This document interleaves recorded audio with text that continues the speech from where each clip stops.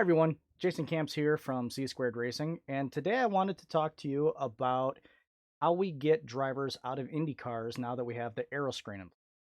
Many of you know, I work on the Indianapolis Motor Speedway track rescue team, and we recently got trained in driver extraction, and we're taught how those procedures were now different with the incorporation of the Aeroscreen.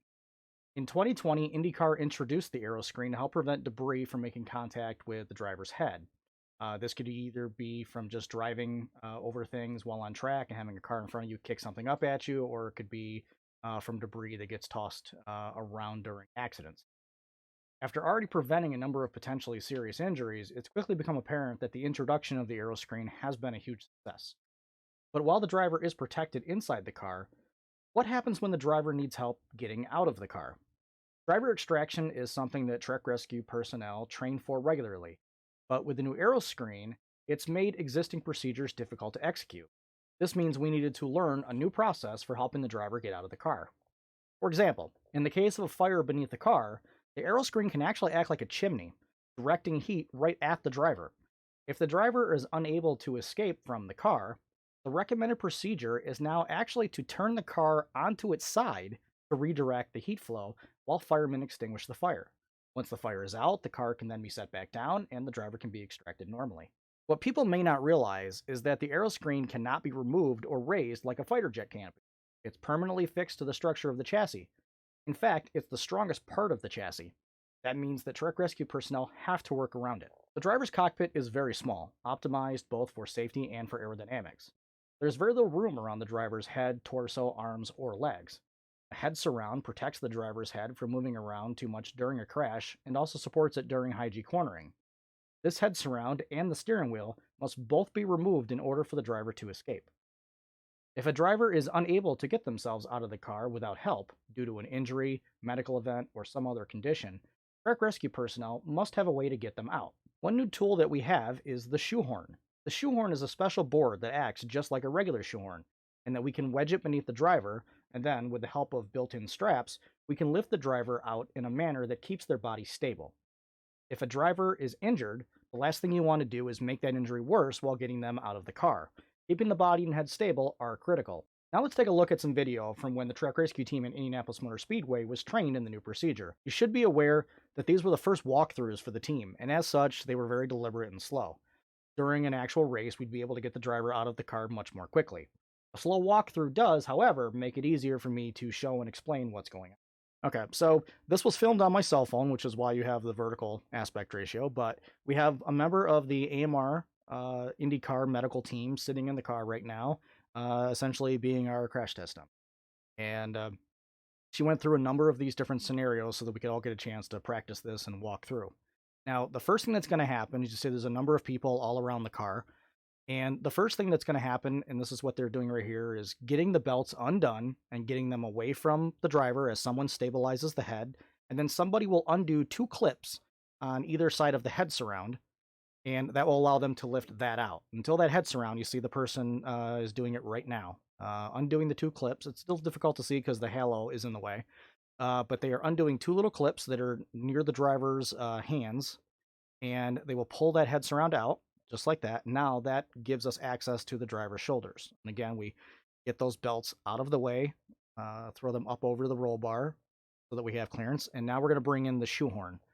Now we're going to grab onto the driver's shoulders. Usually they've got epaulets or some other kind of thing where we can kind of lift them up a little bit, slide that shoehorn down underneath them to get it under their butt, and then kind of set them back down on it. And so that's what they've done here. So now we've got that shoehorn in place. You see them grabbing onto the shoulder of the uniform right there on the left. And that's just to get them up a little bit so that they can get their butt up off the seat and to get that down. Now we've got straps that are on this thing, a strap that goes between the legs and two that come around the waist. And right now they're trying to get that strap underneath the driver's legs. And you have to assume the driver can't do a lot to help you. So she's kind of just sitting there somewhat limp. But they're going to work that strap underneath her leg to pull that up through. And it can be difficult because it's really difficult. That hole in the top of the Aeroscreen is not big. It's just enough for the driver to get out. and you've got to reach down in there. And a lot of times it's actually easier for somebody on the left side of the car to work on the right side and someone on the right side of the car to work on the left side. So now we take the straps around the sides. They sort of unfold from the sides of the shoehorn, and then you put the center strap from that goes underneath the legs, kind of up through the middle, and you kind of get that stuck inside the two straps around the side so that everything is sort of held together. And then there's these red pull straps, and those are very strong straps that they can actually will actually hold the driver's weight, and so they will lift up on the board itself, and then also on those red straps to pull the driver out. And we can set them once you get the driver out, you can set them on the roll bar, or you can take them all the way to the ground and then take the board off and do whatever you need to do in terms of medical checks and things like that. All right, so that's how we do that. That is the longer, slower version of how we go about doing a driver extraction. As I said before, in a real race situation, we would do it much quicker than that. And everybody would get to the car and they would already have discussed ahead of time what their jobs were going to be, where their positions were going to be, who was going to do what. And they would be able to go in and get that driver out very, very quickly. I don't believe at Indianapolis Motor Speedway as of yet that we have had to employ that process. But it may have been used at other places. I'm not sure yet. But eventually it will most likely come into play that we will have to do that, and we will have to get a driver out. We always hope that we never see a driver who is injured or stuck in a car. We hope there's never a situation where we have to actually cut the Aeroscreen off of a car, but there's processes for that too if that ever needs to happen. I have been trained in how to cut, the roof off of a car if I ever need to do that. But we train in all these procedures just in case it ever has to be used, and we ever have to do that. So now, for anyone who's interested, the way we would have positioned people before is one of the track rescue responders would have actually have sat down on the nose of the car, straddling the nose of the car facing the driver. And the reason why, well, we obviously can't do that now because the Aeroscreen's in the way, but even before the Aeroscreen was there, at one point to protect drivers from debris, as a stopgap, they employed a shark fin. They put a shark fin on the nose of the car that was meant to deflect anything that came at the driver, whether it was a piece of rubber that was kicked up from a tire, or if it was a piece of debris that got thrown from an accident. That shark fin was there just to be a deflection point. And that made it obviously difficult for someone to just run to the car and sit down because you didn't want to sit on that shark fin. So that already had made it a little bit difficult. And now with the Aeroscreen, there's just no reason for anyone to be there because you can't reach up and over the screen and get to anything. So everything now has to be done from the side. And so it's a challenge for people who have small arms like me. I don't have very long arms, and so it's difficult for me to reach in and get to everything. So that goes into deciding what everybody's going to do, because there may be some people, if you've got longer arms, you're going to want to be in a position where you have to, maybe be the one who takes the steering wheel off, or things like that. Maybe the person dealing with the driver's legs, where you have to reach a little farther into the cockpit. So, but that's how we do that. I hope this has been interesting and informative. I don't often get a chance to show you guys stuff from my truck rescue work because we're not allowed to film usually. Sometimes we get a break, or somebody helps us out with footage, and there's different ways that we can get things.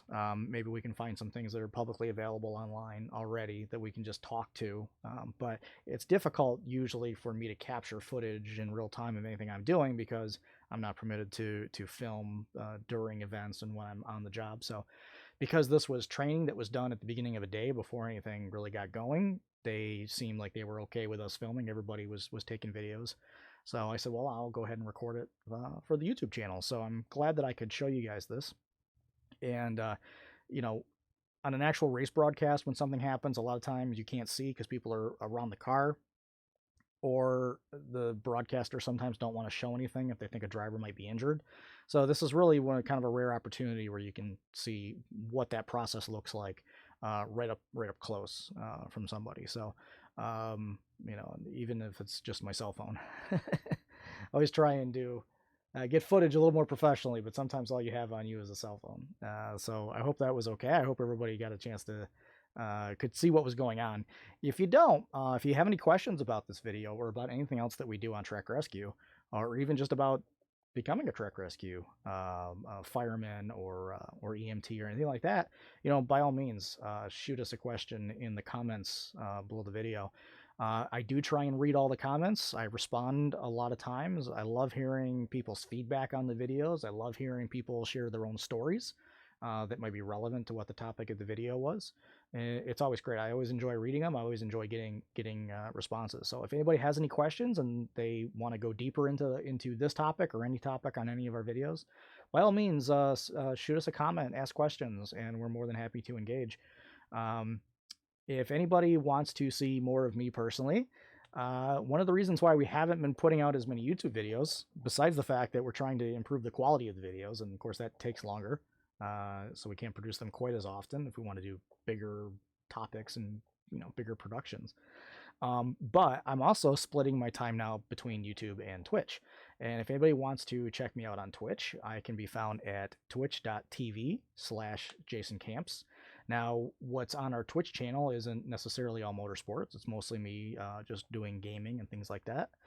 But if you find that kind of stuff interesting, please, by all means, we'd love to have you join us over there at the channel. I film every Monday, Thursday, and Saturday. But yeah, we'd love to see you there, and there you can see us in real time and chat with me and things like that. So that's going to be it for this video. We appreciate everybody joining us, and I hope everybody found this video entertaining or informative. And we hope you'll check out the channel again and check out our other great videos. But until next time, we'll see everybody on the next lap. Bye, everybody.